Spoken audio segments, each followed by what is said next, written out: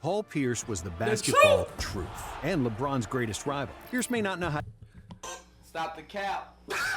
Now, let me stop. to use Instagram Live, but he knows how to get buckets on anybody. Pierce is considered one of the most clutch players ever, but where does he rank among the greatest small forwards of all time? And how good was he actually? Nah, for Paul sure. Pierce grew Because I up know about the end of Paul Pierce, like the 08, 09 Paul. I don't know about the in beginning Inglewood, of Paul, for California, real. 1 mile away from the LA Forum, old Inglewood. Lakers Arena. Young Paul adored Magic Johnson and hated the Celtics. And above all else, he wanted to play for the Lakers. So every morning That's he'd go to school insane. sweaty because he would wake up at 5 a.m. to work on his shooting and dribbling. But Pierce was always a chubby kid. And That's little since he was Paul. only 5'8", he was cut from the varsity team during his first 2 years of high school. Paul was about 5'9", real chunky kid, never gave him a second thought, He never said played too much chunky. attention That to his nigga. basketball skills. However, before his junior year, Paul hit a giant growth spurt, and he finally started going to the gym. In his junior year, Pierce led the Inglewood Sentinels to a 30-win season and a division title. As a senior, he reached 6'7" Ooh. and became the #1 high school prospect in California. He earned a spot at the McDonald's All-American game alongside Kevin Garnett, Stephon Marbury, That's and Vince hard. Carter. He even participated Bro, how in the niggas just be McDonald's Slam growing out Dunk of nowhere, competition, bro? Like, eventually niggas losing to just the grew to high-flying Carter. 6'7"? Almost all the big schools wanted Pierce, but Paul wanted to go to Kansas. Pierce wanted to play for the legendary Roy Williams, who was his most persistent recruiter, and believed Pierce would lead the Jayhawks to an NCAA championship. In Paul's 3 years at Kansas, the Jayhawks won 97 out of 108 games, but they'd always come up short during March Madness. After he averaged 20 points per game as a junior, won Big 12 MVP, and became a consensus first-team All-American, Pierce decided to put his name in the 1998 NBA draft. The Celtics had no plans to draft Pierce because they figured the talented small forward would be gone by the They time got they him had their pick. anyway. And because he grew up despising the Celtics, Paul didn't want to go there either. He never even worked out for Boston. In the draft that also had Vince Carter, Rashad Lewis, Dirk Nowitzki, Mike Bibby, and Antoine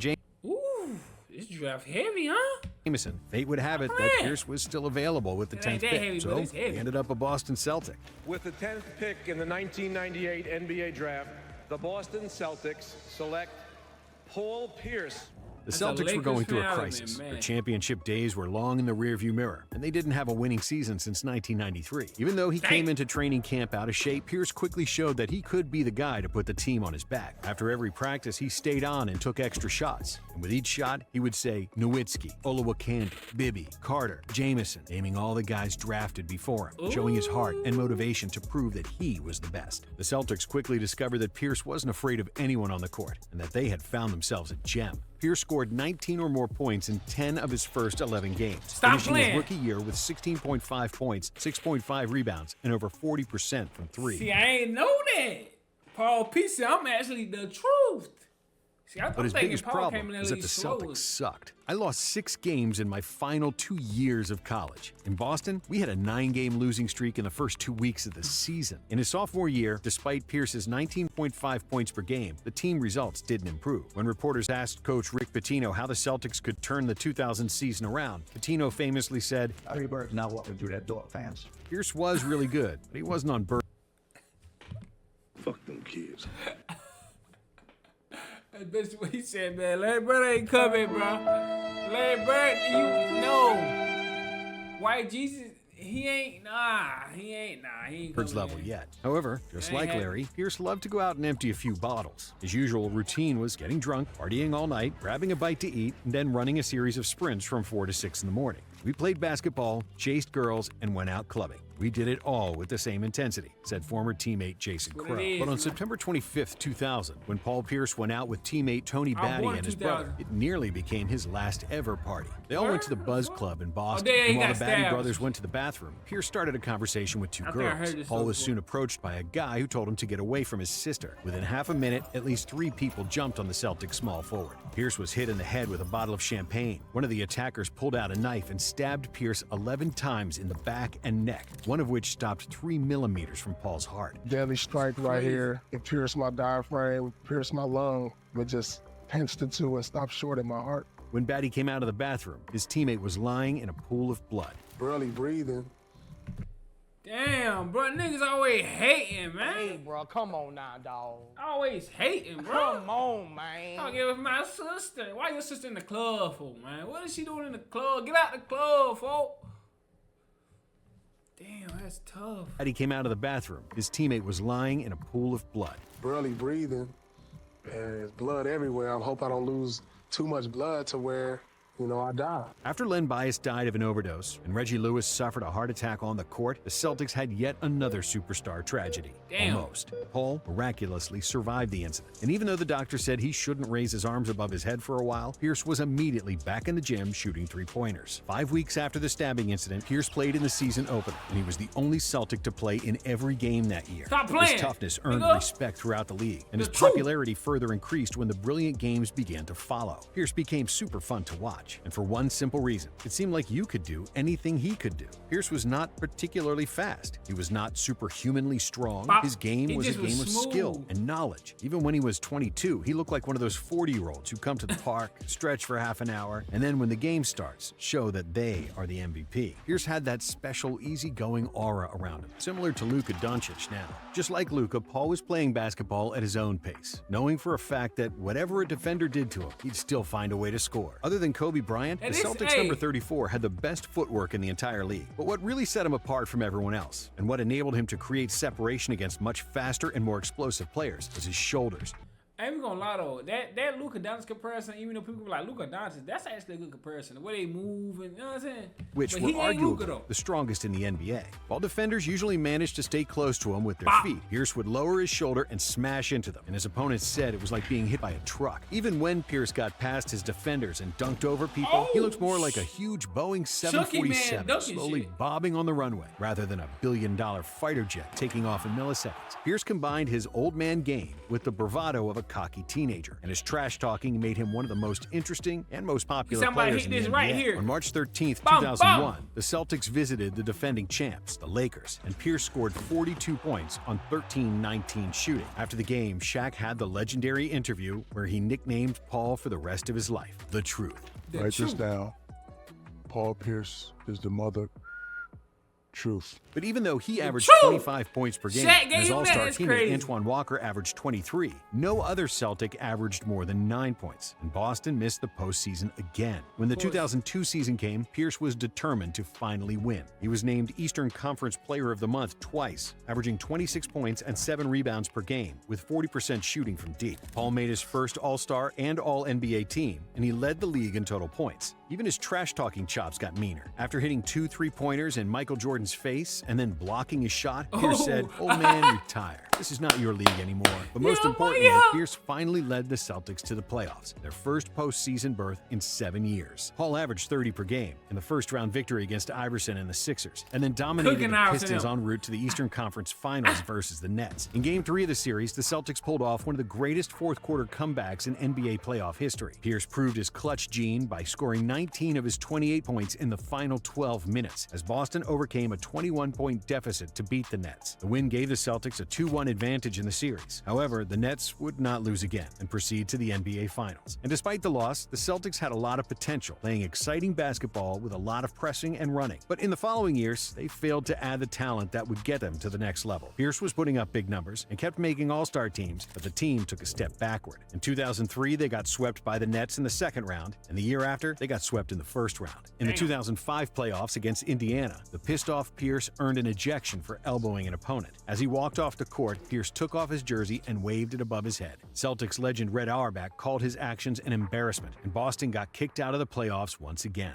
In 2006, the Celtics traded Antoine Walker, Red surrounding Auerbach. Pierce with rookies. For the entire season, Paul played selfish 1-on-5 basketball. And of What course, else the you gonna Celtics do? didn't even make the playoffs. Bop! Pierce was fed up truth. with losing. And even though the Celtics did try to trade him, it never happened. The 2007 season was the Celtics' worst year since Pierce got drafted, which further increased the perception of Pierce to be a loser. It seemed that a brilliant career would be wasted. But then, Boston GM Danny Ainge made a series of trades and formed the first Big Three of the new Big millennium. Three. Kevin Garnett and Ray Allen came to Boston to win a title, and Pierce finally had teammates who were on his level. Alongside the Big Three, the Celtics also had an excellent point guard in Rajon Rondo, a big bruiser in Kendrick Perkins, and other role players like Tony Allen, James Posey, and Sam Cassell. Everything finally clicked for Pierce and the Celtics, and they made the biggest turnaround in NBA history. From the second worst team in 2007 with with 24 wins to the best record in the NBA in 2008 with 66 wins. adding the However, MVP? despite Fuck dominating is the you regular season, the playoffs weren't a walk in the park. It took Boston 7 games to get past Atlanta in the first round, and then they had to face LeBron James and the Cavs, which was a showcase of the two best small forwards in the game. Pierce and LeBron traded clutch buckets throughout the series, and it came down to Game 7. With everything on the line, LeBron scored 45, but Pierce wasn't far behind with 41 of his own. Oh, yeah, and the 41. Celtics took the win and the series. Paul Pierce said, I'm the truth.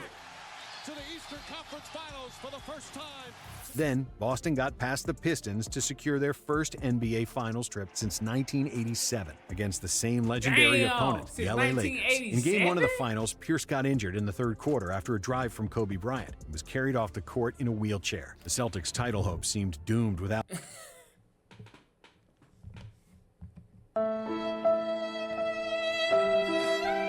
Come on, Paul. Ain't no man. Come on, man.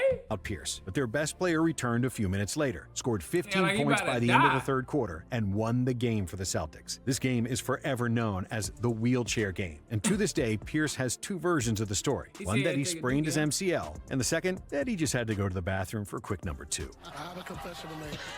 Whoa. I just had to go to a bathroom.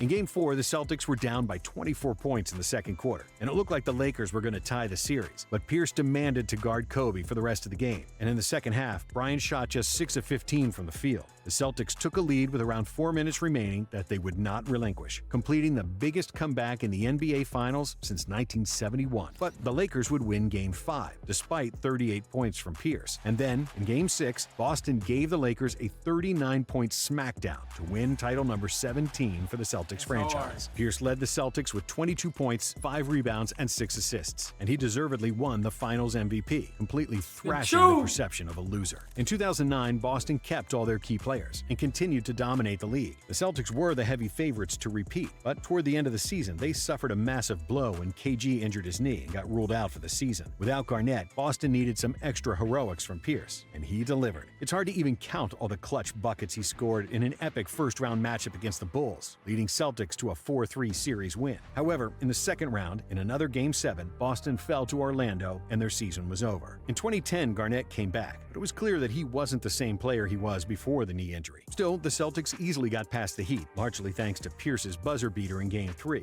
Pierce puts it up for the win. Bop. Knocks it down. Celtics. I'm the truth.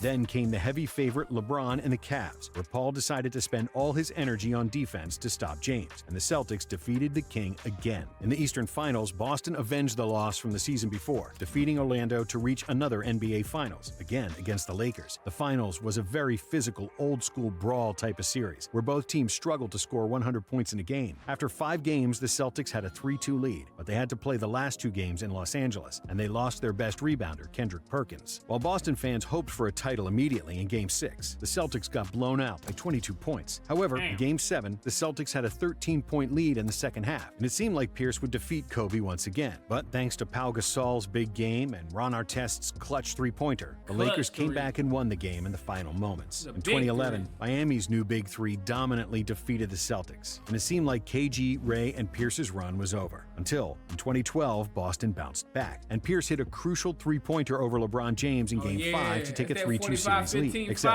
LeBron went beast mode and scored 45 in Game 6 to extend the series, and then finished it off with a triple-double in Game 7. Next season, Ray Allen joined the Miami Heat, Rajon Rondo tore his ACL, and the Celtics championship window was officially closed. While everybody in the world figured that Pierce would retire as a Celtic, Danny Ainge proved that the NBA is a business, and he traded the Truth and KG to Brooklyn. Pierce played 1 season with the Nets and then moved to Washington, where he again showed that he's one of the most clutch players ever, hitting a bank shot for the win in the second round of the playoffs. Did you call bank? I call game. I call game.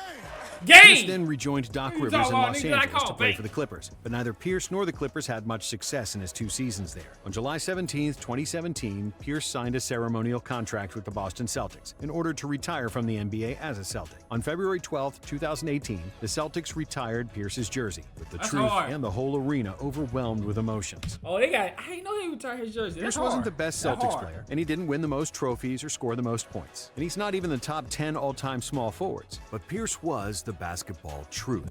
Who top 10 small forward? Who? Give me 10 small forwards better than the Truth. I go Bron, Bird. Who else better than you gonna go Kawhi? No. Better than the truth? Man, small forwards. It's not even, how many great small forwards is there, bro? Like, who else is a great small forward? Like, was Sean Kemp a small forward? I mean, how many small? Ain't that many good small forwards, gang? Giannis. Okay, Giannis, yeah. But ain't that many? The truth, at least top 6, top 7 small forward all the time. Come on, now let me know in the comments what y'all think, bro. But I'm sorry, Nate Field, man. Y'all already know what's going on, man. Okay.